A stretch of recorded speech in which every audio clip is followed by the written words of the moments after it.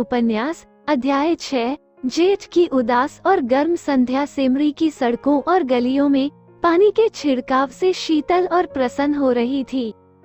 मंडप के चारों तरफ फूलों और पौधों के गमले सजा दिए गए थे और बिजली के पंखे चल रहे थे। राय साहब अपने कारखाने में बिजली बनवा लेते थे।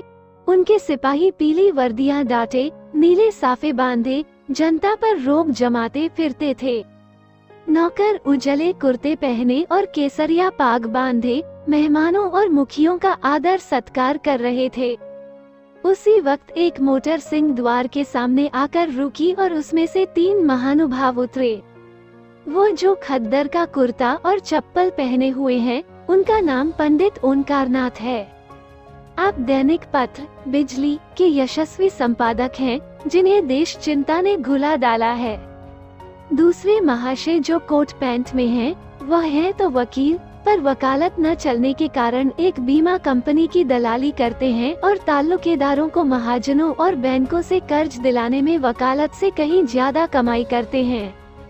इनका नाम है श्याम बिहारी तनखा। और तीसरे सज्जन जो रेशमी अचकन और तंग पाजामा पहने हुए हैं, मिस्टर बी मेहता, यूनिवर्सिटी में दर्शन शास्त्र के अध्यापक हैं। ये तीनों सज्जन राय साहब के सहपाठियों में हैं और शगुन के उत्सव पर निमंत्रित हुए हैं। आज सारे इलाके के असामी आएंगे और शगुन के रुपए भेंट करेंगे। रात को धनुष यज्ञ होगा और मेहमानों की दावत होगी। हुरी ने 5 रुपए शगुन के दे दिए हैं और एक गुलाबी मिर्जई पहने, गुलाबी पगड़ी बांधे, घुटने तक काचनी काछे, हाथ में एक खुरपी लिए और मुख पर पाउडर लगवाए राजा जनक का माली बन गया है और अगरूर से इतना फूल उठा है मानो ये सारा उत्सव उसी के पुरुषार्थ से हो रहा है। राय साहब ने मेहमानों का स्वागत किया। दोहरे बदन के ऊंचे आदमी थे, गठा हुआ शरीर, तेजस्वी चेहरा, ऊंचा माथा, गोरा रंग, जिस पर शर्बती रेशमी चादर खूब खिल रही थी। पंडित ओंकारनाथ ने पूछा, अब की कौन सा नाटक खेलने का विचार है? मेरे रस की तो यहाँ वही एक वस्तु है। राय साहब ने तीनों सज्जनों को अपने रावटी के सामने कुर्सियों पर बैठाते हुए कहा, पहले तो धनुष यज्ञ होगा, उसके बाद एक प्रहसन। नाटक कोई अच्छा न मिला। कोई तो इतना लंबा कि शायद 5 घंटों में भी खत्म न हो और कोई इतना क्लिष्ट कि शायद यहाँ एक व्यक्ति भी उसका अर्थ न समझे। आखिर मैंने स्वयं एक प्रहसन लिख डाला जो 2 घंटों में पूरा हो जाएगा। ओंकारनाथ को राय साहब की रचना शक्ति में बहुत संदेह था। उनका ख्याल था कि प्रतिभा तो गरीबों ही में चमकती है, दीपक की भांति जो अंधेरे ही में अपना प्रकाश दिखाता है। उपेक्षा के साथ, जिसे छिपाने की भी उन्होंने चेष्टा नहीं की, पंडित ओंकारनाथ ने मुंह फेर लिया। मिस्टर तनखा इन बेमतलब की बातों में न पड़ना चाहते थे, फिर भी राय साहब को दिखा देना चाहते थे कि इस विषय में उन्हें कुछ बोलने का अधिकार है। बोले, नाटक कोई भी अच्छा हो सकता है अगर उसके अभिनेता अच्छे हों। अच्छा से अच्छा नाटक बुरे अभिनेताओं के हाथ में पड़कर बुरा हो सकता है। जब तक स्टेज पर शिक्षित अभिनेत्रियां नहीं आती, हमारी नाट्यकला का उद्धार नहीं हो सकता। अब की तो आपने काउंसिल में प्रश्नों की धूम मचा दी। मैं तो दावे के साथ कह सकता हूँ कि किसी मेंबर का रिकॉर्ड इतना शानदार नहीं है। दर्शन के अध्यापक मिस्टर मेहता इस प्रशंसा को सहन न कर सकते थे।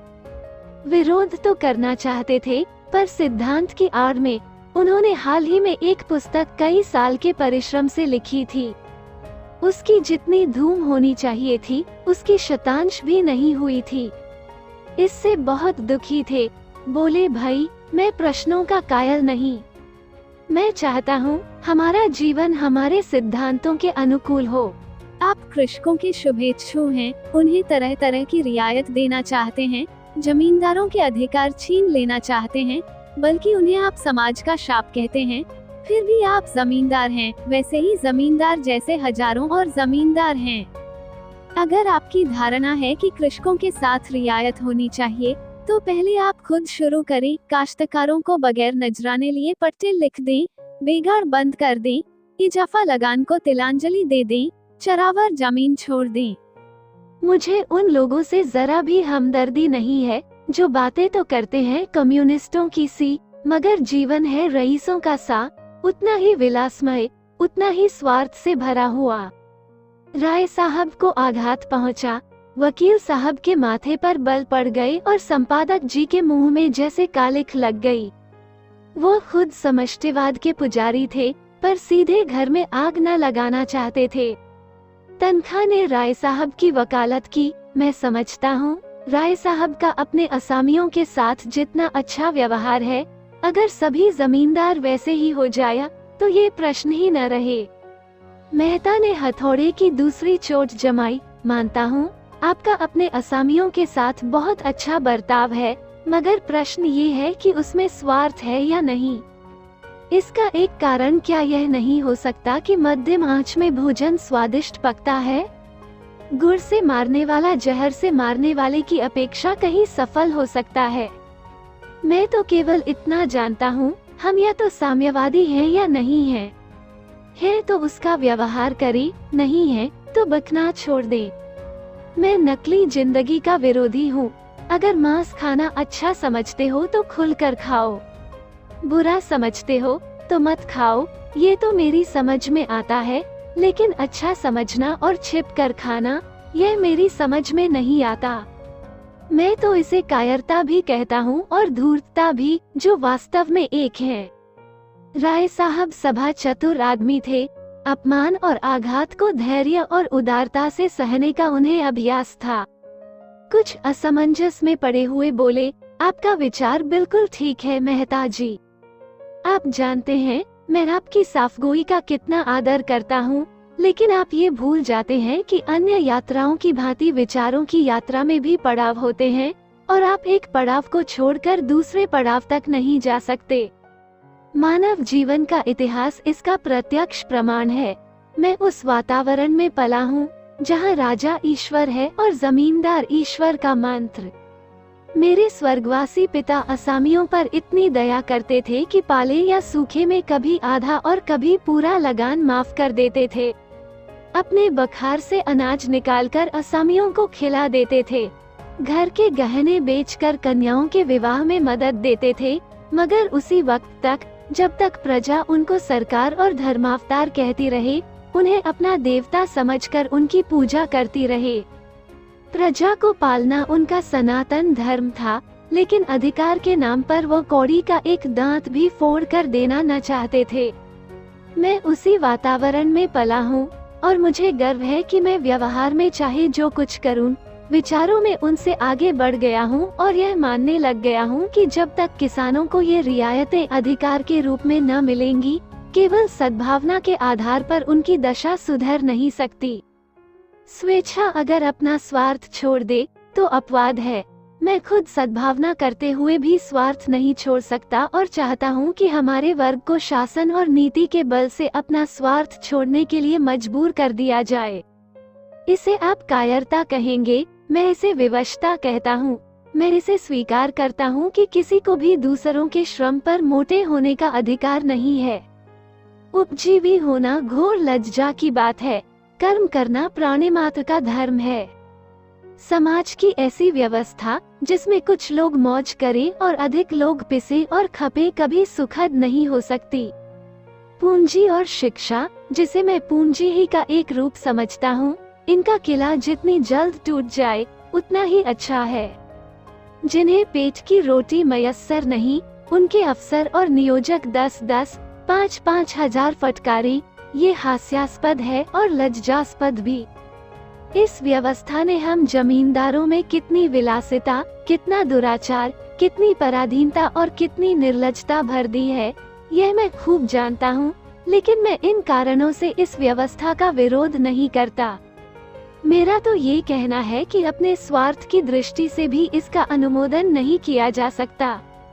इस शान को निभाने के लिए हमें अपनी आत्मा की इतनी हत्या करनी पड़ती है कि हम में आत्माभिमान का नाम भी नहीं रहा। हम अपने असामियों को लूटने के लिए मजबूर हैं। अगर अफसरों को कीमती डालियां न दे तो बागी समझे जाया, शान से न रहे तो कंजूस कहलाएं। प्रगति की जरा सी आहट पाते ही हम कांप उठते हैं, और अफसरों के पास फरियाद लेकर दौड़ते हैं कि हमारी रक्षा कीजिए। हमें अपने ऊपर विश्वास नहीं रहा, न पुरुषार्थ ही रह गया।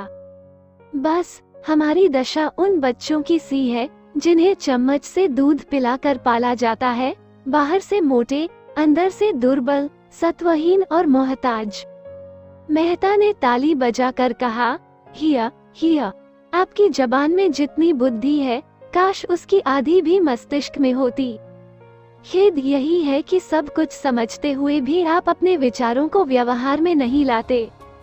ओंकारनाथ बोले, अकेला चना भाड़ नहीं फोड़ सकता मिस्टर मेहता। हमें समय के साथ चलना भी है और उसे अपने साथ चलाना भी। बुरे कामों में ही सहयोग की जरूरत नहीं होती, अच्छे कामों के लिए भी सहयोग उतना ही जरूरी है। आप ही क्यों 800 रुपए महीने हड़पते हैं, जब आपके करोड़ों भाई केवल 8 रुपए में अपना निर्वाह कर रहे हैं? राय साहब ने ऊपरी खेद लेकिन भीतरी संतोष से संपादक जी को देखा और बोले, व्यक्तिगत बातों पर आलोचना न कीजिए संपादक जी, हम यहाँ समाज की व्यवस्था पर विचार कर रहे हैं। मिस्टर मेहता उसी ठंडे मन से बोले, नहीं नहीं, मैं इसे बुरा नहीं समझता। समाज व्यक्ति से ही बनता है और व्यक्ति को भूलकर हम किसी व्यवस्था पर विचार नहीं कर सकते। मैं इसलिए इतना वेतन लेता हूँ कि मेरा इस व्यवस्था पर विश्वास नहीं है। संपादक जी को अचंभा हुआ, अच्छा, तो आप वर्तमान व्यवस्था के समर्थक हैं? मैं इस सिद्धांत का समर्थक हूँ कि संसार में छोटे बड़े हमेशा रहेंगे और उन्हें हमेशा रहना चाहिए। इसे मिटाने की चेष्टा करना मानव जाति के सर्वनाश का कारण होगा। कुश्ती का जोड़ बदल गया। राय साहब किनारे खड़े हो गए। संपादक जी मैदान में उतरे, आप 20वीं शताब्दी में भी ऊंच नीच का भेद मानते हैं? जी हाँ, मानता हूँ और बड़े जोरों से मानता हूँ। जिस मत के आप समर्थक हैं, वह भी तो कोई नई चीज नहीं। कब से मनुष्य में ममत्व का विकास हुआ, तभी उस मत का जन्म हुआ। बुद्ध और प्लेटो और ईसा सभी समाज में समता प्रवर्तक थे।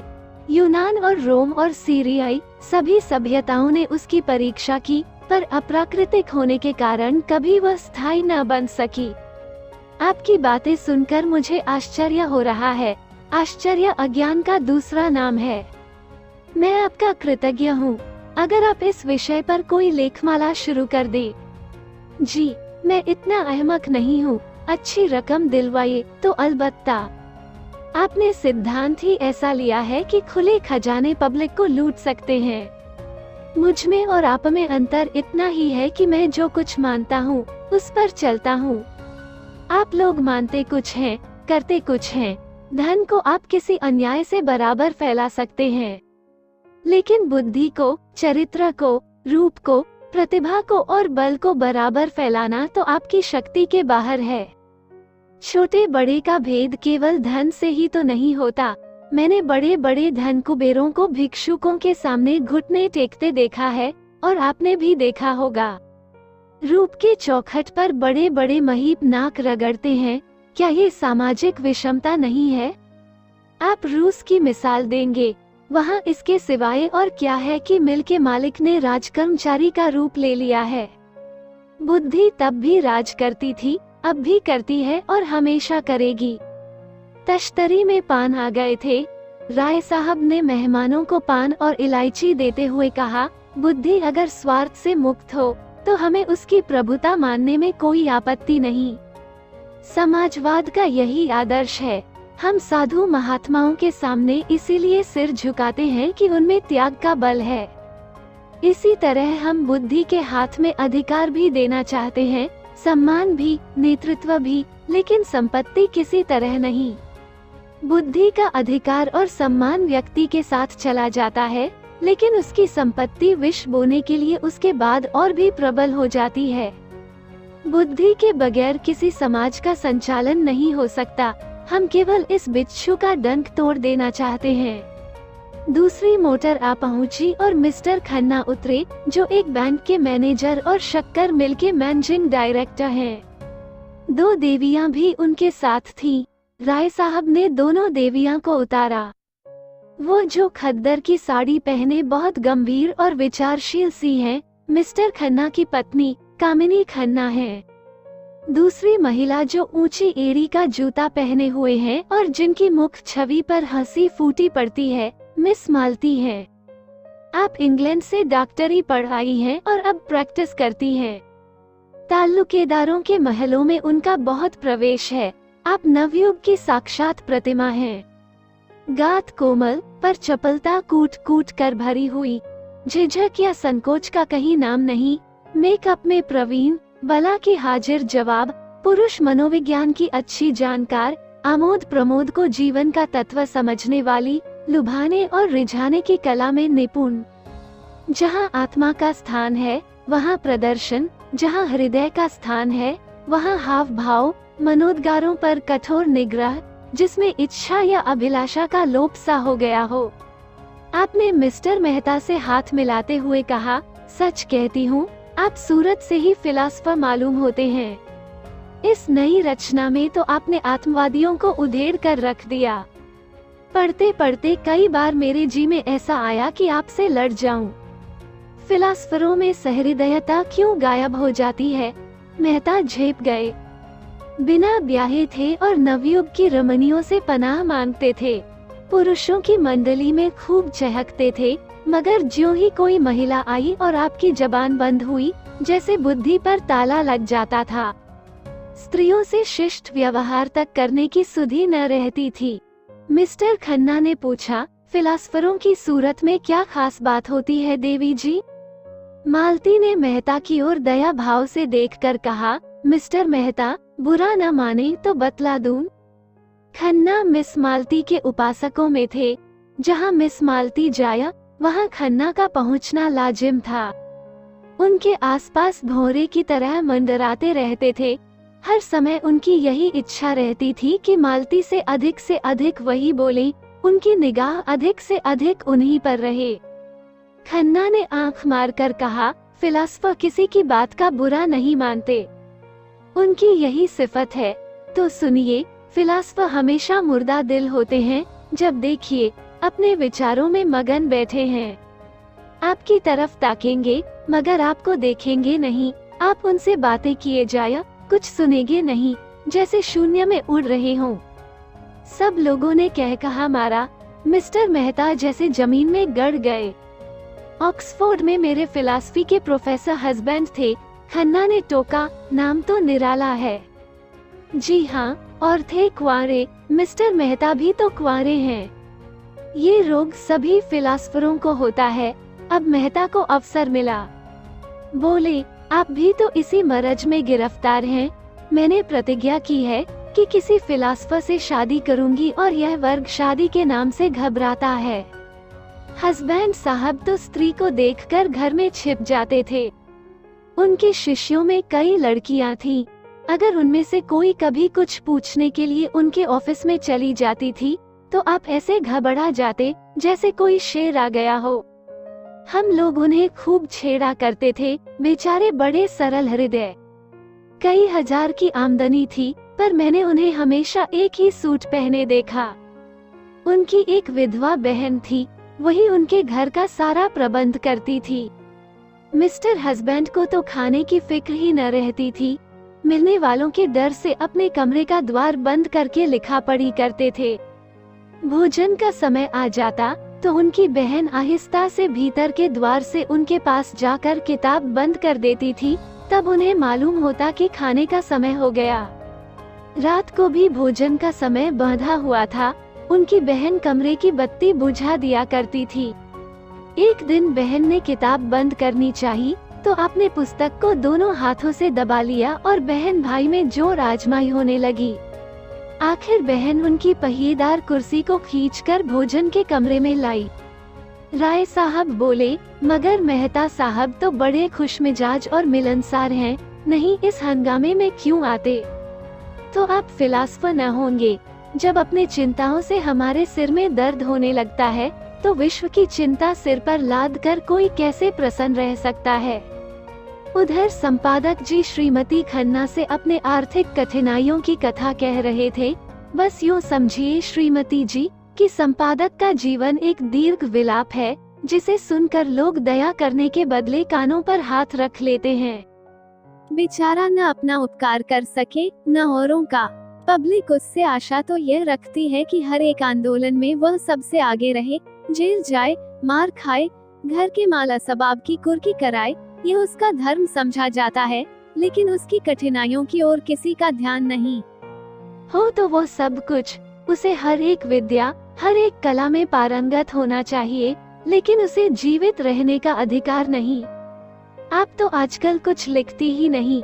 आपकी सेवा करने का जो थोड़ा सा सौभाग्य मुझे मिल सकता है, उससे मुझे क्यों वंचित रखती हैं? मिसेज खन्ना को कविता लिखने का शौक था। इस नाते से संपादक जी कभी कभी उनसे मिलाया करते थे, लेकिन घर के काम धंधों में व्यस्त रहने के कारण इधर बहुत दिनों से कुछ लिख नहीं सकी थी।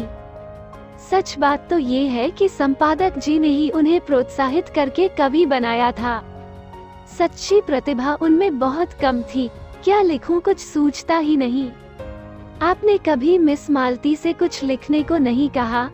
संपादक जी उपेक्षा भाव से बोले, उनका समय मूल्यवान है कामिनी देवी।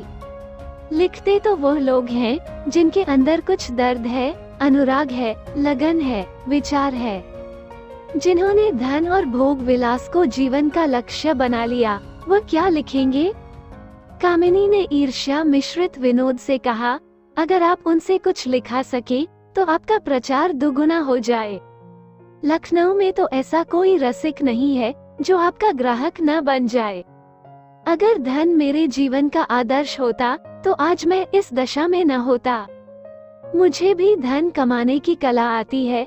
आज चाहूँ तो लाखों कमा सकता हूँ, लेकिन यहाँ तो धन को कभी कुछ समझा ही नहीं। साहित्य की सेवा अपने जीवन का ध्येय है और रहेगा। कम से कम मेरा नाम तो ग्राहकों में लिखवा दीजिए। आपका नाम ग्राहकों में नहीं, संरक्षकों में लिखूंगा। संरक्षकों में रानियों महारानियों को रखिए, जिनकी थोड़ी सी खुशामद करके आप अपने पत्र को लाभ की चीज बना सकते हैं। मेरी रानी महारानी आप हैं। मैं तो आपके सामने किसी रानी महारानी की हकीकत नहीं समझता। जिसमें दया और विवेक है वही मेरी रानी है। खुशामद से मुझे घृणा है। कामिनी ने चुटकी ली, लेकिन मेरी खुशामद तो आप कर रहे हैं संपादक जी। संपादक जी ने गंभीर होकर श्रद्धापूर्ण स्वर में कहा, ये खुशामद नहीं है देवी जी, हृदय के सच्चे उद्गार हैं। राय साहब ने पुकारा, संपादक जी जरा इधर आइएगा, मिस मालती आपसे कुछ कहना चाहती हैं। संपादक जी की वो सारी अकड़ गायब हो गई। नम्रता और विनय की मूर्ति बने हुए आकर खड़े हो गए। मालती ने उन्हें सदैव नेत्रों से देखकर कहा, मैं अभी कह रही थी कि दुनिया में मुझे सबसे ज्यादा डर संपादकों से लगता है। आप लोग जिसे चाहे एक क्षण में बिगाड़ दे। मुझे से चीफ सेक्रेटरी साहब ने एक बार कहा, अगर मैं इस ब्लडी ओंकारनाथ को जेल में बंद कर सकूं तो अपने को भाग्यवान समझूं। ओंकारनाथ की बड़ी बड़ी मूंछें खड़ी हो गईं, आंखों में गर्व की ज्योति चमक उठी। यूं वो बहुत ही शांत प्रकृति के आदमी थे, लेकिन ललकार सुनकर उनका पुरुषत्व उत्तेजित हो जाता था। दृढ़ता भरे स्वर में बोले, इस कृपा के लिए आपका कृतज्ञ हूँ। उस बज़्म सभा में अपना जिक्र तो आता है, चाहे किसी तरह आए। आप सेक्रेटरी महोदय से कह दीजिएगा कि ओंकारनाथ उन आदमियों में नहीं है जो इन धमकियों से डर जाए। उसकी कलम उसी वक्त विश्राम लेगी जब उसकी जीवन यात्रा समाप्त हो जाएगी। उसने अनीति और स्वेच्छाचार को जड़ से खोद कर फेंक देने का जिम्मा लिया है।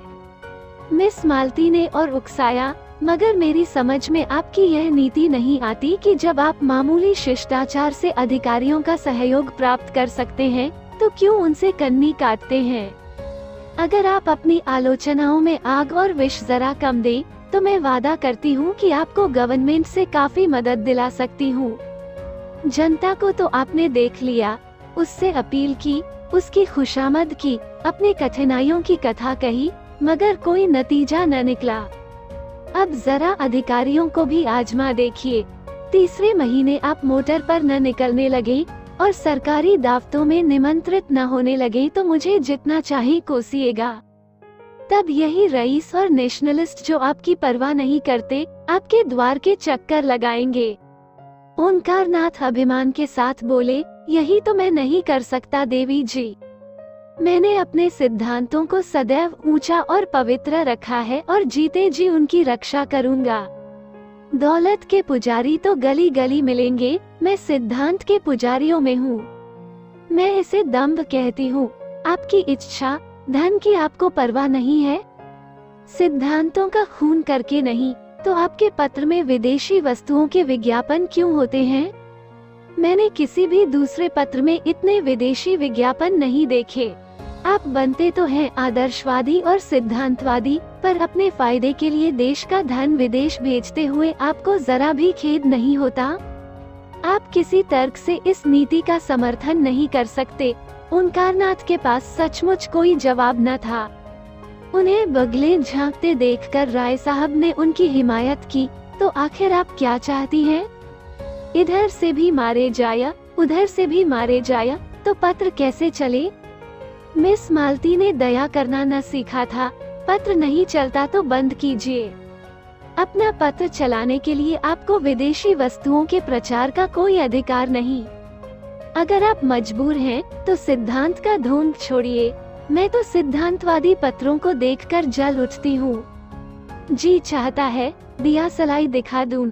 जो व्यक्ति कर्म और वचन में सामंजस्य नहीं रख सकता, वो और चाहे जो कुछ हो, सिद्धांतवादी नहीं है। मेहता खिल उठा। थोड़ी देर पहले उन्होंने खुद इसी विचार का प्रतिपादन किया था। उन्हें मालूम हुआ कि इस रमणी में विचार की शक्ति भी है, केवल तितली नहीं। संकोच जाता रहा। यही बात अभी मैं कह रहा था। विचार और व्यवहार में सामंजस्य का न होना ही धूर्तता है, मक्कारी है। मिस मालती प्रसन्न मुख से बोली, तो इस विषय में आप और मैं एक हैं, और मैं भी फिलासफर होने का दावा कर सकती हूँ। खन्ना की जीभ में खुजली हो रही थी। बोले, आपका एक एक अंग फिलॉसफी में डूबा हुआ है। मालती ने उनकी लगाम खींची। अच्छा, आपको भी फिलॉसफी में दखल है। मैं तो समझती थी आप बहुत पहले अपने फिलॉसफी को गंगा में डुबो बैठे। नहीं, आप इतने बैंकों और कंपनियों के डायरेक्टर न होते। राय साहब ने खन्ना को संभाला। तो क्या आप समझती हैं कि फिलॉसफरों को हमेशा फाकेमस्त रहना चाहिए? जी हाँ, फिलॉसफर अगर मोह पर विजय न पा सके तो फिलॉसफर कैसा? इस लिहाज से तो शायद मिस्टर मेहता भी फिलॉसफर न ठहरे। मेहता ने जैसे आस्तीन चढ़ाकर कहा, मैंने तो कभी ये दावा नहीं किया राय साहब।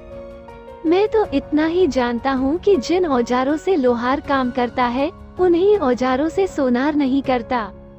क्या आप चाहते हैं आम भी उसी दशा में फले फूले जिससे बबूल या ताड़?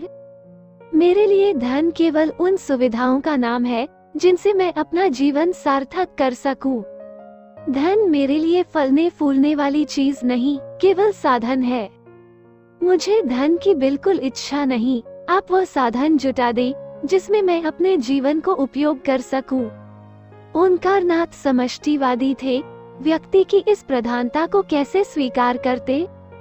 इसी तरह हर एक मजदूर कह सकता है कि उसे काम करने की सुविधाओं के लिए 1000 महीने की जरूरत है। अगर आप समझते हैं कि उस मजदूर के बगैर आपका काम नहीं चल सकता, तो आपको वो सुविधाएं देनी पड़ेगी। अगर वही काम दूसरा मजदूर थोड़ी सी मजदूरी में कर दे, तो कोई वजह नहीं कि आप पहले मजदूर की खुशामद करें। अगर मजदूरों के हाथ में अधिकार होता, तो मजदूरों के लिए स्त्री और शराब भी उतनी ही जरूरी सुविधा हो जाती जितनी फिलॉसफरों के लिए। तो आप विश्वास मानिए, मैं उनसे ईर्ष्या न करता। जब आपका जीवन सार्थक करने के लिए स्त्री इतनी आवश्यक है, तो आप शादी क्यों नहीं कर लेते? मेहता ने संकोच भाव से कहा, इसीलिए कि मैं समझता हूँ मुक्त भोग आत्मा के विकास में बाधक नहीं होता। विवाह तो आत्मा को और जीवन को पिंजरे में बंद कर देता है।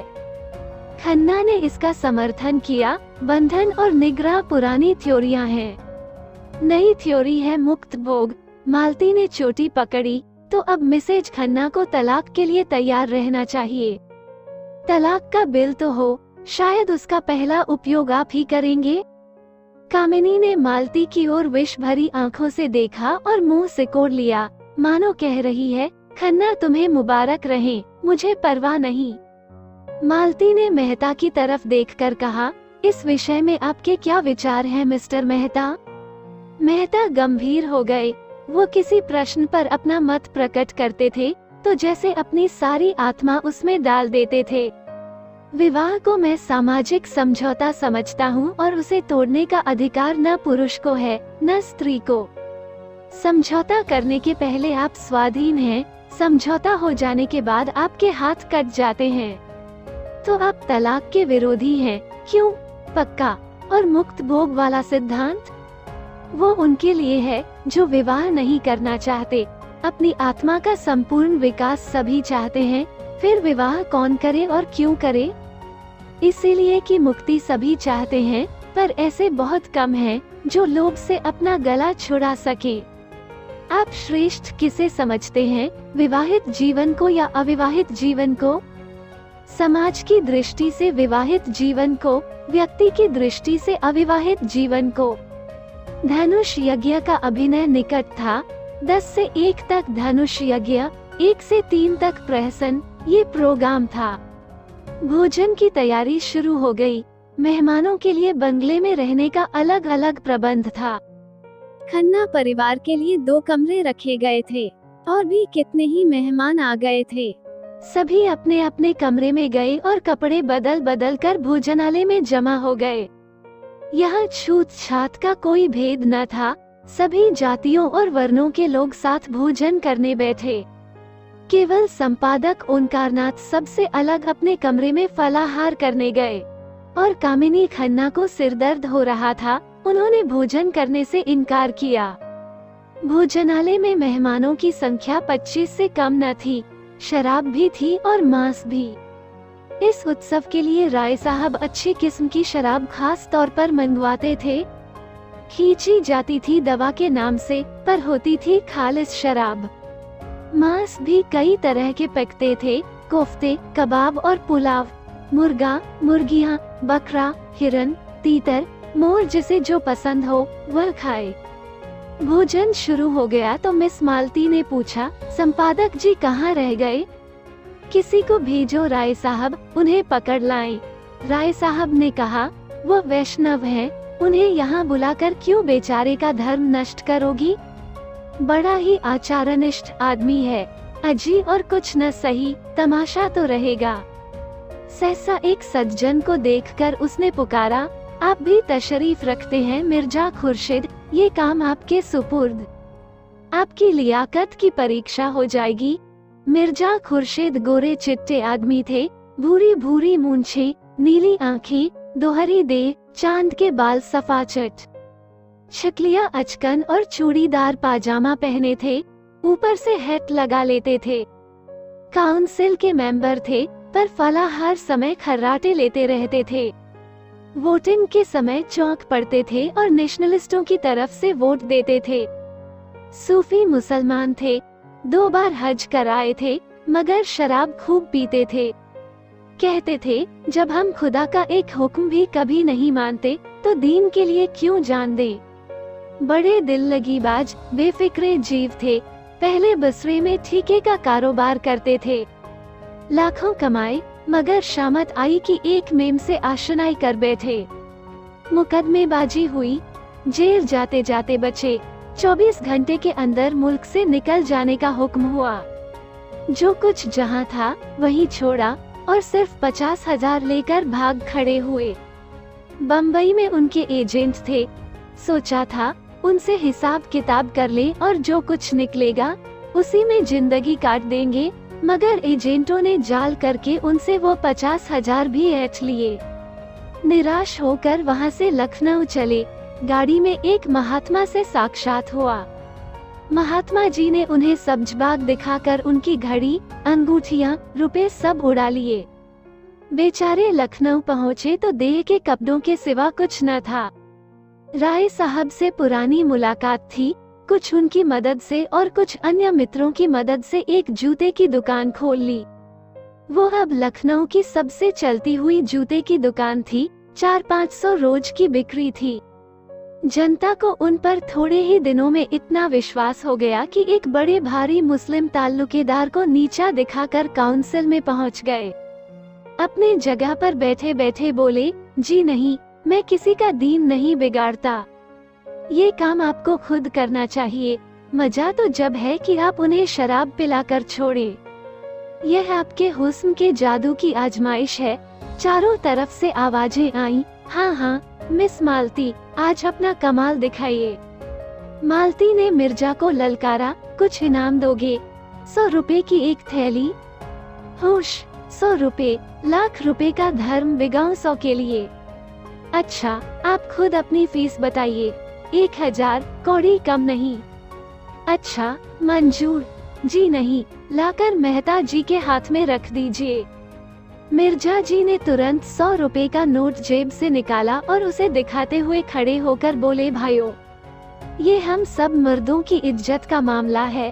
अगर मिस मालती की फरमाइश न पूरी हुई तो हमारे लिए कहीं मुंह दिखाने की जगह न रहेगी। अगर मेरे पास रुपए होते तो मैं मिस मालती की एक एक अदा पर 1-1 लाख कुर्बान कर देता। एक पुराने शायर ने अपने माशूक के एक काले तिल पर समरकंद और बोखारा के सूबे कुर्बान कर दिए थे। आज आप सभी साहबों की जवामर्दी और हुस्न परस्ती का इम्तिहान है। जिसके पास जो कुछ हो, सच्चे सूरमा की तरह निकाल कर रख दे।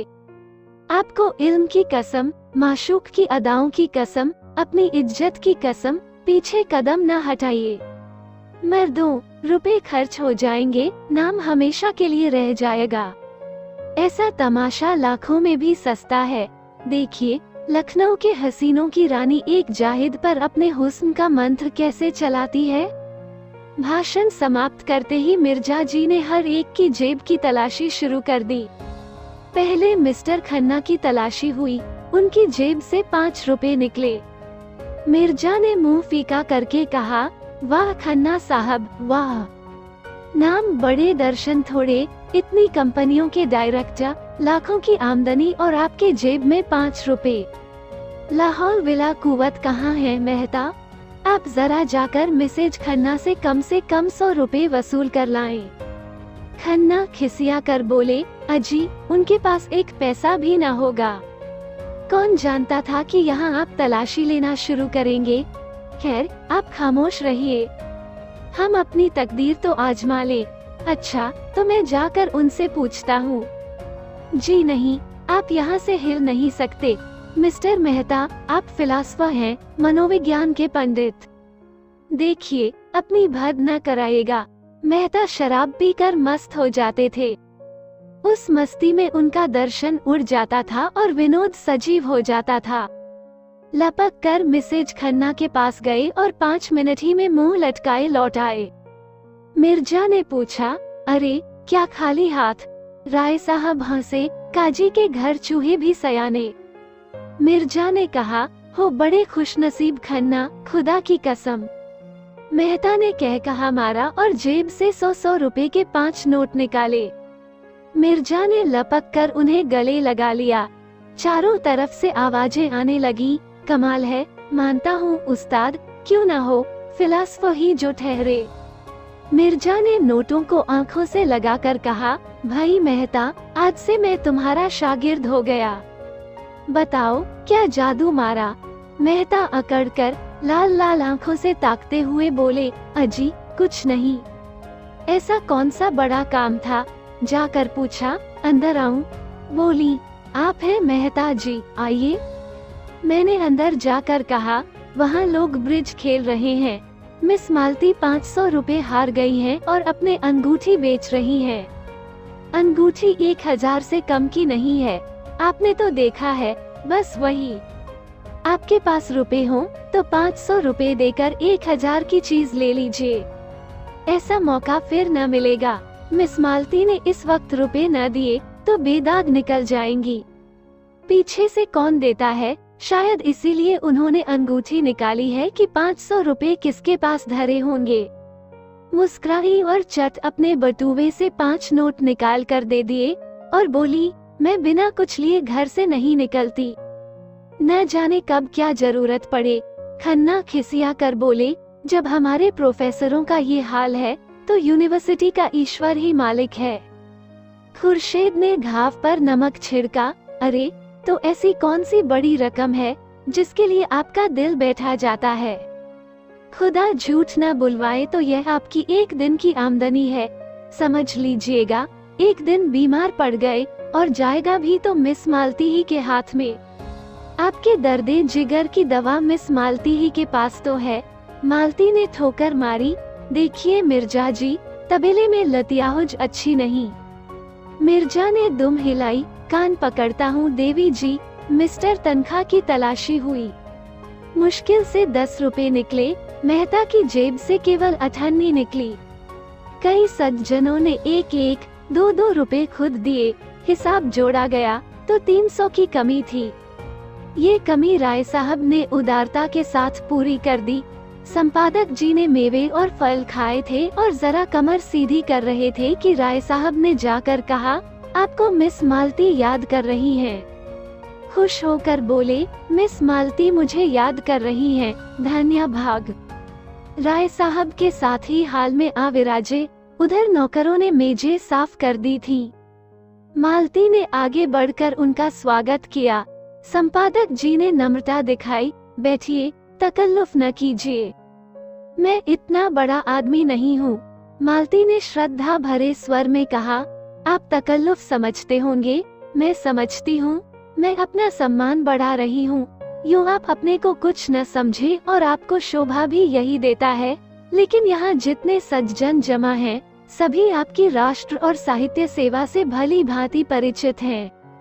आपने इस क्षेत्र में जो महत्वपूर्ण काम किया है, अभी चाहे लोग उसका मूल्य न समझें, लेकिन वो समय बहुत दूर नहीं है। मैं तो कहती हूँ वो समय आ गया है जब हर एक नगर में आपके नाम की सड़कें बनेंगी, क्लब बनेंगे, टाउन हॉलों में आपके चित्र लटकाए जाएंगे। इस वक्त जो थोड़ी बहुत जागृति है, वो आप ही के महान उद्योगों का प्रसाद है। आपको ये जानकर आनंद होगा कि देश में अब आपके ऐसे अनुयायी पैदा हो गए हैं जो आपके देहात सुधार आंदोलन में आपका हाथ बटाने को उत्सुक हैं, और उन सज्जनों की बड़ी इच्छा है कि यह काम संगठित रूप से किया जाए और एक देहात सुधार संघ स्थापित किया जाए जिसके आप सभापति हों। ओंकारनाथ के जीवन में ये पहला अवसर था कि उन्हें चोटी के आदमियों में इतना सम्मान मिले। यूँ वो कभी कभी आम जलसों में बोलते थे और कई सभाओं के मंत्री और उपमंत्री भी थे, लेकिन शिक्षित समाज ने अब तक उनकी उपेक्षा ही की थी। उन लोगों में वो किसी तरह मिल न पाते थे, इसलिए आम जलसों में उनकी निष्क्रियता और स्वार्थांधता की शिकायत किया करते थे और अपने पत्र में एक एक को रगेदते थे। कलम तेज थी, वाणी कठोर, साफगोई की जगह उच्छृंखलता कर बैठते थे, इसीलिए लोग उन्हें खाली ढोल समझते थे। उसी समाज में आज उनका इतना सम्मान कहाँ है? आज स्वराज और स्वाधीन भारत और हंटर के संपादक आकर देखें और अपना कलेजा ठंडा करें। आज अवश्य ही देवताओं की उन पर कृपा दृष्टि है। सद्योग कभी निष्फल नहीं जाता, ऋषियों का वाक्य है। वो स्वयं अपने नजरों में उठ गए। कृतज्ञता से पुलकित होकर बोले, देवी जी, आप तो मुझे कांटों में घसीट रही हैं। मैंने तो जनता की जो कुछ भी सेवा की, अपना कर्तव्य समझकर की। मैं इस सम्मान को व्यक्ति का सम्मान नहीं, उस उद्देश्य का सम्मान समझ रहा हूँ जिसके लिए मैंने अपना जीवन अर्पित कर दिया है। लेकिन मेरा नम्र निवेदन है कि प्रधान का पद किसी प्रभावशाली पुरुष को दिया जाए। मैं पदों में विश्वास नहीं रखता। मैं तो सेवक हूँ और सेवा करना चाहता हूँ। मिस मालती इसे किसी तरह स्वीकार नहीं कर सकती। सभापति पंडित जी को बनना पड़ेगा। नगर में उसे ऐसा प्रभावशाली व्यक्ति दूसरा नहीं दिखाई देता। जिसकी कलम में जादू है, जिसकी जबान में जादू है, जिसके व्यक्तित्व में जादू है, वह कैसे कहता है कि वह प्रभावशाली नहीं है? वो जमाना गया जब धन और प्रभाव में मेल था। अब प्रतिभा और प्रभाव के मेल का युग है। संपादक जी को ये पद अवश्य स्वीकार करना पड़ेगा। मंत्री मिस मालती होंगी। इस सभा के लिए 1000 का चंदा भी हो गया है और अभी तो सारा शहर और प्रांत पड़ा हुआ है। 4-5 लाख मिल जाना मामूली बात है। ओंकारनाथ पर कुछ नशा सा चढ़ने लगा। उनके मन में जो एक प्रकार की फुर्री सी उठ रही थी, उसने गंभीर उत्तरदायित्व का रूप धारण कर लिया। बोले, मगर यह आप समझ ले मिस मालती कि यह बड़ी जिम्मेदारी का काम है और आपको अपना बहुत समय देना पड़ेगा। मैं अपनी तरफ से आपको विश्वास दिलाता हूँ कि आप सभा भवन में मुझे सबसे पहले मौजूद पाएंगी। मिर्जा जी ने पुचारा दिया, आपका बड़े से बड़ा दुश्मन भी यह नहीं कह सकता कि आप अपना कर्ज अदा करने में कभी किसी से पीछे रहे। मिस मालती ने देखा शराब कुछ असर करने लगी है, तो और भी गंभीर बनकर बोली, अगर हम लोग इस काम की महानता न समझते तो न ये सभा स्थापित होती और न आप इसके सभापति होते। हम किसी रईस या ताल्लुकेदार को सभापति बनाकर धन खूब बटोर सकते हैं और सेवा की आड़ में स्वार्थ सिद्ध कर सकते हैं, लेकिन ये हमारा उद्देश्य नहीं। हमारा एकमात्र उद्देश्य जनता की सेवा करना है और उसका सबसे बड़ा साधन आपका पत्र है। हमने निश्चय किया है कि हर एक नगर और गांव में उसका प्रचार किया जाए और जल्द से जल्द उसकी ग्राहक संख्या को 20,000 तक पहुंचा दिया जाए। प्रांत की सभी म्यूनिसिपैलिटियों और जिला बोर्डों के चेयरमैन हमारे मित्र हैं। कई चेयरमैन तो यहीं विराजमान हैं। अगर हर एक ने 500 प्रतियां भी ले ली तो 25,000 प्रतियां तो आप यकीनी समझें। फिर राय साहब और मिर्जा साहब की यह सलाह है कि काउंसिल में इस विषय का एक प्रस्ताव रखा जाए कि प्रत्येक गांव के लिए बिजली की एक प्रति सरकारी तौर पर मंगाई जाए या कुछ वार्षिक सहायता स्वीकार की जाए, और हमें पूरा विश्वास है कि यह प्रस्ताव पास हो जाएगा। ओंकारनाथ ने जैसे नशे में झूमते हुए कहा, हमें गवर्नर के पास डेपुटेशन ले जाना होगा। मिर्जा खुर्शीद बोले, जरूर जरूर, उनसे कहना होगा कि किसी सभ्य शासन के लिए ये कितनी लज्जा और कलंक की बात है कि ग्रामोत्थान का अकेला पत्र होने पर भी बिजली का अस्तित्व तक नहीं स्वीकार किया जाता। मिर्जा खुर्शीद ने कहा, अवश्य अवश्य, मैं गर्व नहीं करता। अभी गर्व करने का समय नहीं आया, लेकिन मुझे इसका दावा है कि ग्राम्य संगठन के लिए बिजली ने जितना उद्योग किया है। मिस्टर मेहता ने सुधारा, नहीं महाशय, तपस्या कहिए। मैं मिस्टर मेहता को धन्यवाद देता हूँ। हाँ, इसे तपस्या ही कहना चाहिए, बड़ी कठोर तपस्या। बिजली ने जो तपस्या की है वो इस प्रांत के ही नहीं, इस राष्ट्र के इतिहास में अभूतपूर्व है। मिर्जा खुर्शीद बोले, जरूर जरूर। मिस मालती ने एक पैग और दिया। हमारे संघ ने यह निश्चय भी किया है कि काउंसिल में अब की जो जगह खाली हो उसके लिए आपको उम्मीदवार खड़ा किया जाए। आपको केवल अपनी स्वीकृति देनी होगी, शेष सारा काम लोग कर लेंगे। आपको न खर्च से मतलब, न प्रोपेगेंडा, न दौड़ धूप से। ओंकारनाथ की आंखों की ज्योति दुगुनी हो गई। गर्वपूर्ण नम्रता से बोले, मैं आप लोगों का सेवक हूँ, मुझसे जो काम चाहे ले लीजिए। हम लोगों को आपसे ऐसी ही आशा है। हम अब तक झूठे देवताओं के सामने नाक रगड़ते रगड़ते हार गए और कुछ हाथ न लगा।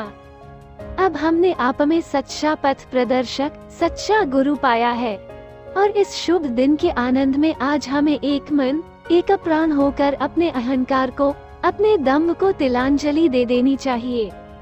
हम में आज से कोई ब्राह्मण नहीं है, कोई शूद्र नहीं है, कोई हिंदू नहीं है, कोई मुसलमान नहीं है, कोई ऊंच नहीं है, कोई नीच नहीं है। हम सब एक ही माता के बालक, एक ही गोद के खेलने वाले, एक ही थाली के खाने वाले भाई हैं। जो लोग भेदभाव में विश्वास रखते हैं, जो लोग पृथकता और कट्टरता के उपासक हैं, उनके लिए हमारी सभा में स्थान नहीं है। जिस सभा के सभापति पूज्य ओंकारनाथ जैसे विशाल हृदय व्यक्ति हो, उस सभा में ऊंच नीच का, खान पान का और जाति पाति का भेद नहीं हो सकता। जो महानुभाव एकता में और राष्ट्रीयता में विश्वास न रखते हों, वे कृपा करके यहाँ से उठ जाएं। राय साहब ने शंका की, मेरे विचार में एकता का यह आशय नहीं है कि सब लोग खान पान का विचार छोड़ दें। मैं शराब नहीं पीता, तो क्या मुझे इस सभा से अलग हो जाना पड़ेगा? मालती ने निर्मम स्वर में कहा, बेशक अलग हो जाना पड़ेगा।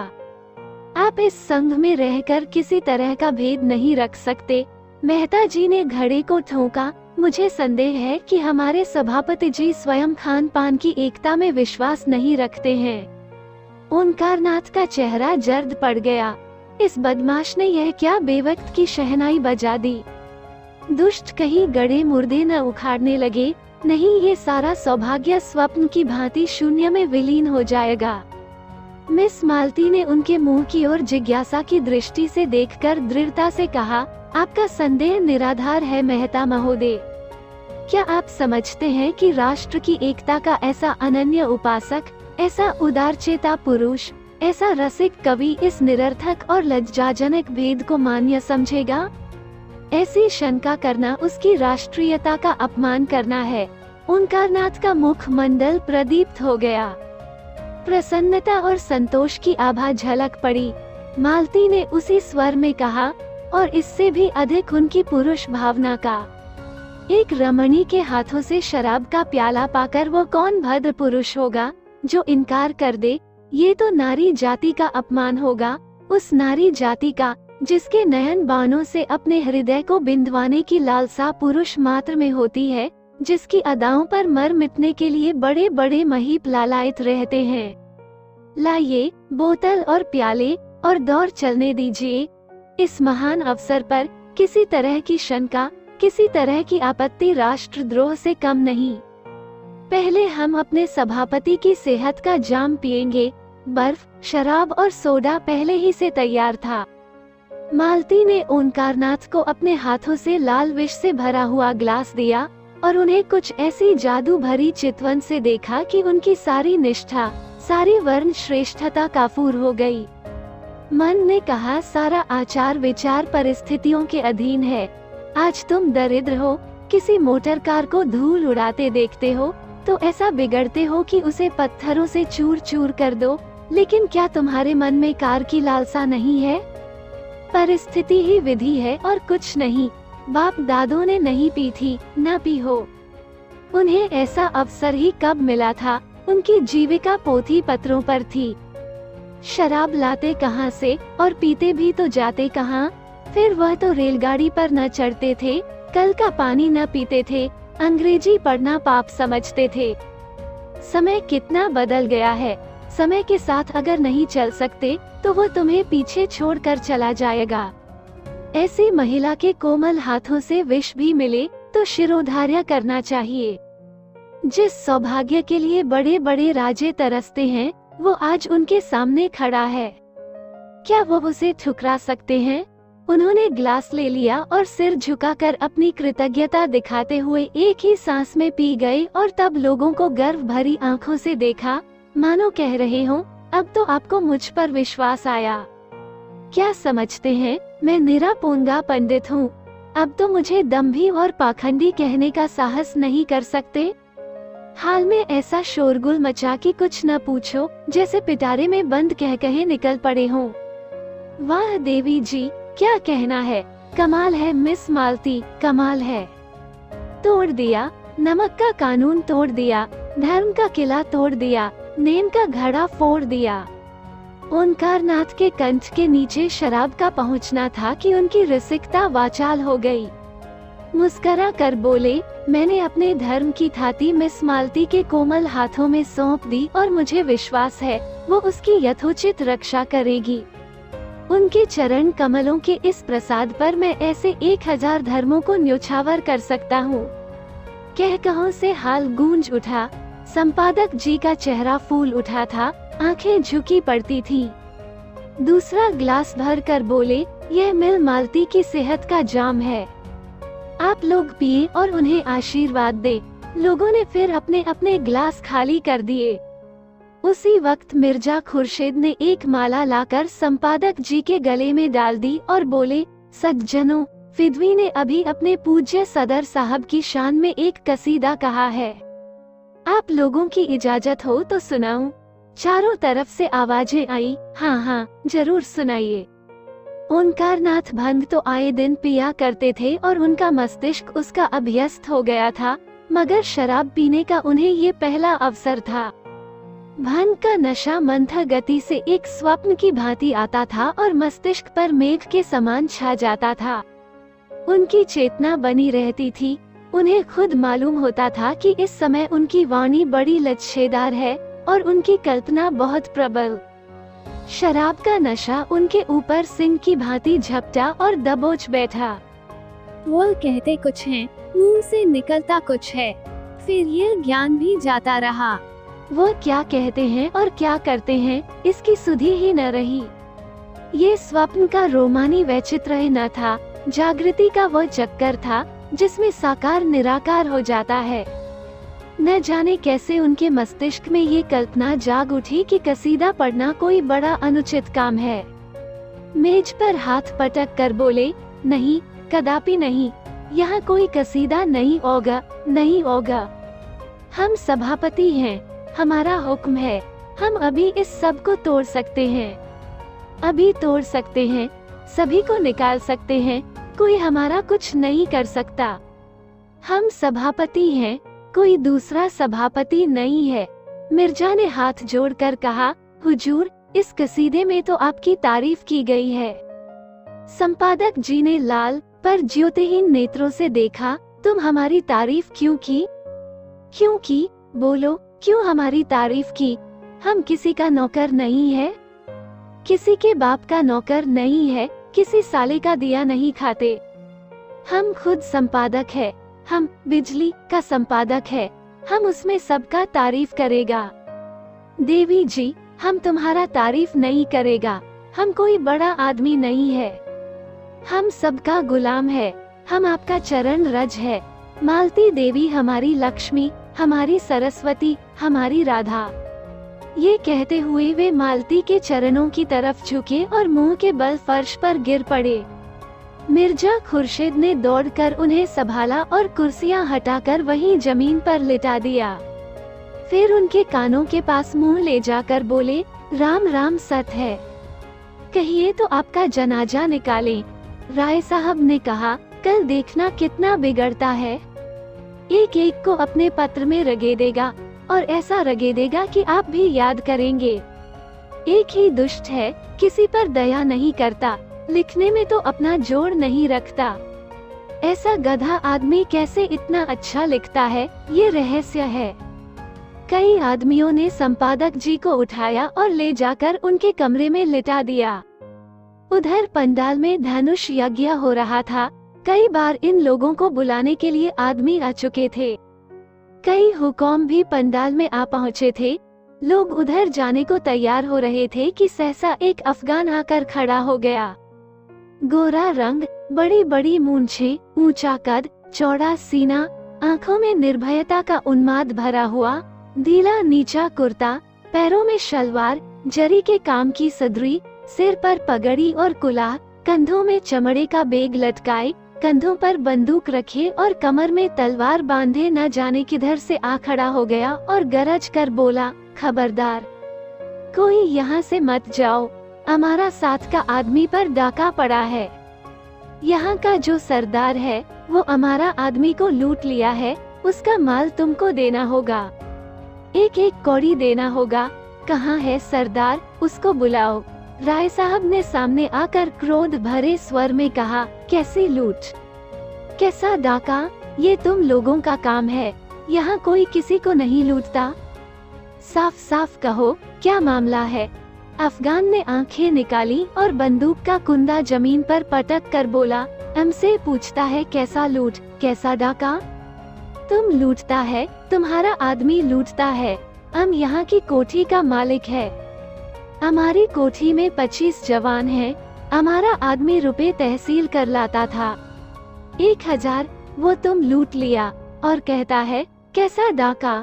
हम बताएगा कैसा डाका होता है। हमारा 25 जवान अभी आता है, हम तुम्हारा गांव लूट लेगा। कोई साला कुछ नहीं कर सकता, कुछ नहीं कर सकता। खन्ना ने अफगान के तेवर देखे तो चुपके से उठे कि निकल जाए। सरदार ने जोर से डांटा, कहाँ जाता तुम? कोई कहीं नहीं जा सकता, नहीं हम सबको कत्ल कर देगा, अभी फैर कर देगा। हमारा तुम कुछ नहीं कर सकता, हम तुम्हारा पुलिस से नहीं डरता। पुलिस का आदमी हमारा शकल देखकर भागता है। हमारा अपना कांसल है, हम उसको खत लिखकर लाट साहब के पास जा सकता है। हम यहाँ से किसी को नहीं जाने देगा। तुम हमारा 1000 रुपया लूट लिया, हमारा रुपया नहीं देगा तो हम किसी को जिंदा नहीं छोड़ेगा। तुम सब आदमी दूसरों के माल को लूट करता है और यह माशूक के साथ शराब पीता है। मिस मालती उसकी आंख बचाकर कमरे से निकलने लगी कि वो बाज की तरह टूटकर उनके सामने आ खड़ा हुआ और बोला, तुम इन बदमाशों से हमारा माल दिलवाए? नहीं, हम तुमको उठा ले जाएगा, अपने कोठी में जश्न मनाएगा। तुम्हारा हुस्न पर हम आशिक हो गया, या तो हमको 1000 अभी अभी दे दे या तुमको हमारे साथ चलना पड़ेगा। तुमको हम नहीं छोड़ेगा, हम तुम्हारा आशिक हो गया है। हमारा दिल और जिगर फटा जाता है। हमारा इस जगह 25 जवान है, इस जिला में हमारा 500 जवान काम करता है। हम अपने कबीले का खान है, हमारे कबीला में 10,000 सिपाही हैं। हम काबुल के अमीर से लड़ सकता है। अंग्रेज सरकार हमको 20,000 सालाना खिराज देता है। अगर तुम हमारा रुपया नहीं देगा तो हम गांव लूट लेगा और तुम्हारा माशूक को उठा ले जाएगा। खून करने में हमको लुत्फ आता है, हम खून का दरिया बहा देगा। मजलिस पर आतंक छा गया। मिस मालती अपना चहकना भूल गयी। खन्ना की पिंडलियां कांप रही थीं। बेचारे चोट चपेट के भय से एक मंजिले बंगले में रहते थे। जीने पर चढ़ना उनके लिए सूली पर चढ़ने से कम न था। गर्मी में भी डर के मारे कमरे में सोते थे। राय साहब को ठकुराई का अभिमान था।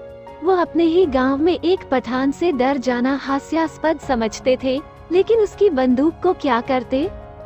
उन्होंने जरा भी ची चपड़ किया और इसने बंदूक चलाई।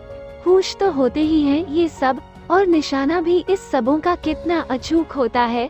अगर उसके हाथ में बंदूक न होती तो राय साहब उससे सींग मिलाने को भी तैयार हो जाते। मुश्किल यही थी कि दुष्ट किसी को बाहर नहीं जाने देता।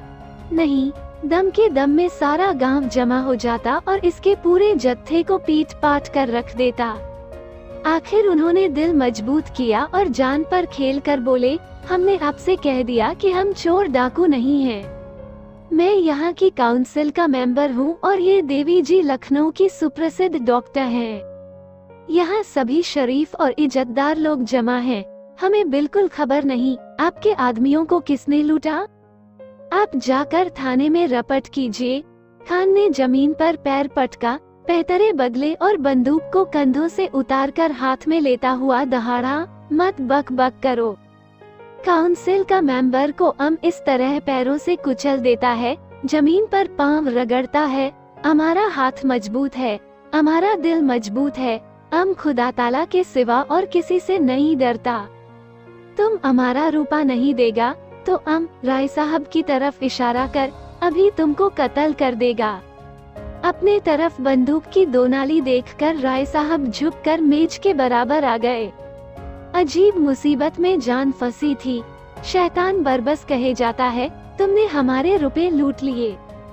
न कुछ सुनता है, न कुछ समझता है, न किसी को बाहर आने जाने देता है। नौकर चाकर, सिपाही प्यादे सब धनुष यज्ञ देखने में मग्न थे। जमींदारों के नौकर यूं भी आलसी और कामचोर होते हैं। जब तक 10 दफे न पुकारा जाता बोलते ही नहीं, और इस वक्त तो वे एक शुभ काम में लग हुए थे। धनुष यज्ञ उनके लिए केवल तमाशा नहीं, भगवान की लीला थी। अगर एक आदमी भी इधर आ जाता तो सिपाहियों को खबर हो जाती और दम भर में खान का सारा खानपन निकल जाता।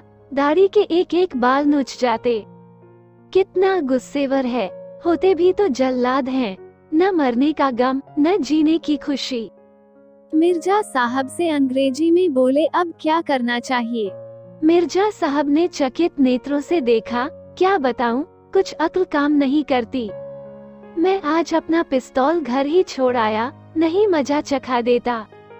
खन्ना रोना मुंह बनाकर बोले, कुछ रुपए देकर किसी तरह इस बला को टालिए।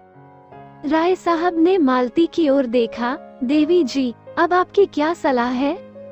मालती का मुखमंडल तमतमा रहा था। बोली, होगा क्या, मेरी इतनी बेइज्जती हो रही है और आप लोग बैठे देख रहे हैं।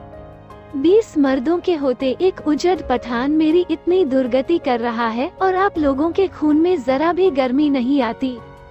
आपको जान इतनी प्यारी है, क्यों एक आदमी बाहर जाकर शोर नहीं मचाता? क्यों आप लोग उस पर झपट कर उसके हाथ से बंदूक नहीं छीन लेते? बंदूक ही तो चलाएगा, चलाने दो, 1 या 2 की जान ही तो जाएगी। जाने दो। मगर देवी जी मर जाने को जितना आसान समझती थी और लोग न समझते थे। कोई आदमी बाहर निकलने की फिर हिम्मत करे और पठान गुस्से में आकर 10-5 फैर कर दे तो यहाँ सफाया हो जाएगा। बहुत होगा, पुलिस उसे फांसी सजा दे देगी, वो भी क्या ठीक। एक बड़े कबीले का सरदार है, उसे फांसी देते हुए सरकार भी सोच विचार करेगी। ऊपर से दबाव पड़ेगा। राजनीति के सामने न्याय को कौन पूछता है? हमारे ऊपर उल्टे मुकदमे दायर हो जाएं और दंडकारी पुलिस बिठा दी जाए तो आश्चर्य नहीं। कितने मजे से हंसी मजाक हो रहा था। अब तक ड्रामा का आनंद उठाते होते इस शैतान ने आकर एक नई विपत्ति खड़ी कर दी और ऐसा जान पड़ता है बिना 2-1 खून किए मानेगा भी नहीं। खन्ना ने मालती को फटकारा, देवी जी, आप तो हमें ऐसा लताड़ रही हैं, मानो अपने प्राण रक्षा करना कोई पाप है। प्राण का मोह प्राणी मात्र में होता है और हम लोगों में भी हो तो कोई लज्जा की बात नहीं। आप हमारी जान इतनी सस्ती समझती हैं, ये देखकर मुझे खेद होता है। 1000 का ही तो मुआमला है, आपके पास मुफ्त के 1000 हैं, उसे देकर क्यों नहीं विदा कर देती? आप खुद अपने बेइज्जती करा रही हैं, इसमें हमारा क्या दोष? राय साहब ने गर्म होकर कहा, अगर इसने देवी जी को हाथ लगाया तो चाहे मेरी लाश यहीं तड़पने लगे, मैं उससे भिड़ जाऊंगा। आखिर वह भी आदमी ही तो है। मिर्जा साहब ने संदेह से सिर हिलाकर कहा, राय साहब, आप अभी तो इन सबों के मिजाज से वाकिफ नहीं हैं। यह फेर करना शुरू करेगा तो फिर किसी को जिंदा न छोड़ेगा। इनका निशाना बेखता होता है। मी तनखा बेचारे आने वाले चुनाव की समस्या सुझाने आए थे। 10-5 हजार का वारा न्यारा करके घर जाने का स्वप्न देख रहे थे। यहाँ जीवन ही संकट में पड़ गया। बोले, सबसे सरल उपाय वही है जो अभी खन्ना जी ने बतलाया। 1000 की ही बात और रुपए मौजूद हैं, तो आप लोग क्यों इतना सोच विचार कर रहे हैं? मिस मालती ने तनखा को तिरस्कार भरी आंखों से देखा। आप लोग इतने काया हैं, यह मैं न समझती थी। मैं भी यह न समझता था कि आपको रुपए इतने प्यारे हैं और वह भी मुफ्त के। जब आप लोग मेरा अपमान देख सकते हैं, तो अपने घर की स्त्रियों का अपमान भी देख सकते होंगे। तो आप भी पैसे के लिए अपने घर के पुरुषों को होम करने में संकोच न करेगी। खान इतनी देर तक झल्लाया हुआ सा इन लोगों की गिटपिट सुन रहा था। एकाएक गरज कर बोला, अब नहीं मानेगा। इतनी देर यहाँ खड़ा है, तुम लोग कोई जवाब नहीं देता। जेब से सीटी निकालकर तुमको एक लम्हा और देता है। अगर तुम रुपया नहीं देता तो सीटी बजाएगा और हमारा 25 जवान यहाँ आ जाएगा। बस फिर आंखों में प्रेम की ज्वाला भरकर उसने मिस मालती को देखा। तुम हमारे साथ चलेगा दिलदार, तुम्हारे ऊपर फिदा हो जाएगा, अपना जान तुम्हारे कदमों पर रख देगा। इतना आदमी तुम्हारा आशिक है, मगर कोई सच्चा आशिक नहीं है। सच्चा इश्क क्या है, दिखा देगा। तुम्हारा इशारा पाते ही अपने सीने में खंजर चुभा सकता है। मिर्जा ने घिघिया कर कहा, देवी जी, खुदा के लिए इस मुजी को रुपए दे दीजिए। खन्ना ने हाथ जोड़कर याचना की, हमारे ऊपर दया करो मिस मालती। राय साहब तन कर बोले, हरगिज नहीं, आज जो कुछ होना है हो जाने दीजिए। या तो हम खुद मर जाएंगे या इन जालिमों को हमेशा के लिए सबक दे देंगे। तनखा ने राय साहब को डांट बताई, शेर की मांद में घुसना कोई बहादुरी नहीं है। मैं इसे मूर्खता समझता हूँ, मगर मिस मालती के मनोभाव कुछ और ही थे। खान के लालसा प्रदीप्त नेत्रों ने उन्हें आश्वस्त कर दिया था और अब इस कांड में उन्हें मंचलेपन का आनंद आ रहा था। उनका हृदय कुछ देर इन नरपुंगवों के बीच में रहकर उसके बर्बर प्रेम का आनंद उठाने के लिए ललचा रहा था। शिष्ट प्रेम की दुर्बलता और निर्जीवता का उन्हें अनुभव हो चुका था। आज अक्खड़ अनगढ़ पठानों के उन्मत्त प्रेम के लिए उनका मन दौड़ रहा था, जैसे संगीत का आनंद उठाने के बाद कोई मस्त हाथियों की लड़ाई देखने के लिए दौड़े। उन्होंने खान साहब के सामने जाकर निश्शंक भाव से कहा, तुम्हें रुपए नहीं मिलेंगे। खान ने हाथ बढ़ाकर कहा, तो हम तुमको लूट ले जाएगा। तुम इतने आदमियों के बीच से हमें नहीं ले जा सकते। हम तुमको 1000 आदमियों के बीच से ले जा सकता है। तुमको जान से हाथ धोना पड़ेगा। हम अपने माशूक के लिए अपने जिस्म का एक एक बोटी नुचवा सकता है। उसने मालती का हाथ पकड़कर खींचा। उसी वक्त होरी ने कमरे में कदम रखा। वह राजा जनक का माली बना हुआ था और उसके अभिनय ने देहातियों को हंसाते हंसाते लौटा दिया था। उसने सोचा, मालिक अभी तक क्यों नहीं आए? वह भी तो आकर देखे कि देहाती इस काम में कितने कुशल होते हैं। उनके यार दोस्त भी देखें, कैसे मालिक को बुलाए। वो अवसर खोज रहा था और ज्यों ही मोहलत मिली, दौड़ा हुआ यहाँ आया, मगर यहाँ का दृश्य देखकर भौचक्का सा खड़ा रह गया। सब लोग चुप्पी साधे, थर थर कांपते, कातर नेत्रों से खान को देख रहे थे और खान मालती को अपने तरफ खींच रहा था। उसकी सहज बुद्धि ने परिस्थिति का अनुमान कर लिया। उसी वक्त राय साहब ने पुकारा, होरी दौड़कर जा और सिपाहियों को बुला ला, जल्द दौड़।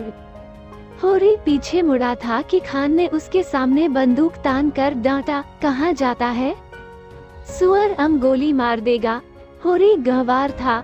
लाल पगड़ी देखकर उसके प्राण निकल जाते थे, लेकिन मस्त सांड पर लाठी लेकर पिल पड़ता था। वो काया न था, मारना और मरना दोनों ही जानता था, मगर पुलिस के हथकंडों के सामने उसकी एक न चलती थी। बंधे बंधे कौन फिरे, रिश्वत के रुपए कहाँ से लाए, बाल बच्चों को किस पर छोड़े। मगर जब मालिक ललकारते हो तो फिर किसका डर? तब तो वह मौत के मुंह में भी कूद सकता है। उसने झपटकर खान की कमर पकड़ी और ऐसा अड़ंगा मारा कि खान चारों खाने चिता जमीन पर आ रहा और लगा पश्तों में गालियां देने।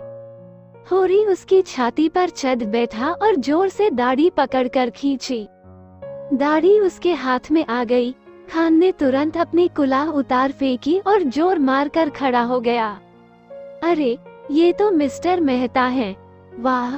लोगों ने चारों तरफ से मेहता को घेर लिया। कोई उनके गले लगता, कोई उनकी पीठ पर थपकियां देता था और मिस्टर मेहता के चेहरे पर न हंसी थी न गर्व।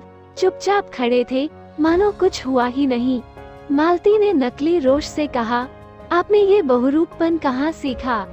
मेरा दिल अभी तक धड़ धड़ कर रहा है। मेहता ने मुस्कराते हुए कहा, जरा इन भले आदमियों की जवामदी की परीक्षा ले रहा था। जो गुस्ताखी हुई हो उसे क्षमा कीजिएगा। यदि आप वीडियो अभी भी देख रहे हो तो प्लीज चैनल को सब्सक्राइब करें एवं वीडियो को लाइक करें। थैंक्स। मिलते हैं अगले पार्ट में, तब तक के लिए बाय बाय।